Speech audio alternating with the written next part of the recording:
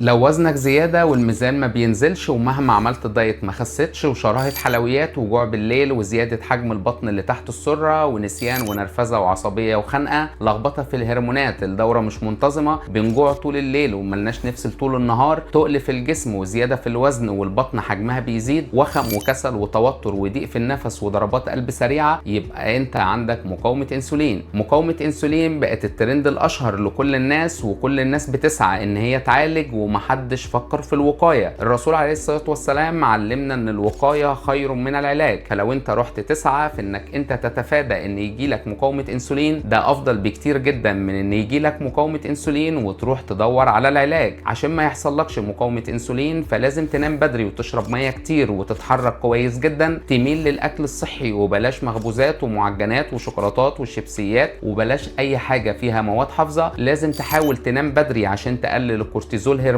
ولازم تتمرن كتير جدا عشان تعرف تعالج مقاومة الانسولين، ولازم يكون عندك مداومة على التغيير، مش حبة ونبطل فناكل فنرجع فتيجي مقاومة الانسولين والوزن يزيد. من اسباب مقاومة الانسولين اللي بين السطور اليويو دايت، بخس 2 كيلو وبزيد 5، واخس 10 كيلو وازيد 17، رحت للدكتور فلان خسيت شوية بعد كده جسمي ما بقاش ينزل فرحت بطلت فزدت اكتر، فرجعت اخس تاني فجربت الدواء الفلاني فبدأت اعاني من كل المشاكل المتعلقة بمقاومة الانسولين. ما تقلقكش قوي لو عندك، بس لازم تتغير من دلوقتي. مقاومة الانسولين هي الانذار اللي بيقولك انت داخل على سكر وكوليسترول ودهون ثلاثية وضغط عالي ولخبطة في هرمونات وفرص حمل بتبقى مستحيلة، شعر بيسقط وعظمه بيبوظ، وهنلف على كل التخصصات اللي جوه كلية طب. فحضرتك بمنتهى البساطة لازم تراجع نفسك وتعدل لايف ستايلك وتعدل سلوك حياتك، هنا تتعالج مقاومة الانسولين اللي عرضها شراهة حلويات وجوع بالليل وزيادة حجم البطن اللي تحت السرة، غمقان حوالين الرقبة والأماكن الحساسة في الجسم، ومهما عملت دايت الميزان ما بينزلش. لما تعمل الحاجات دي هتتعالج مقاومة الانسولين، بس لازم تبقى عارف انه لايف ستايل مكمل كأنه روتين، ولازم تكون بتشرب مية كتير، ولازم تعمل عضلات عشان الحرق يبقى أعلى بكتير، فتبقى عملت المستحيل وعالجت مقاومة الانسولين. واشوفكم في فيديو جديد.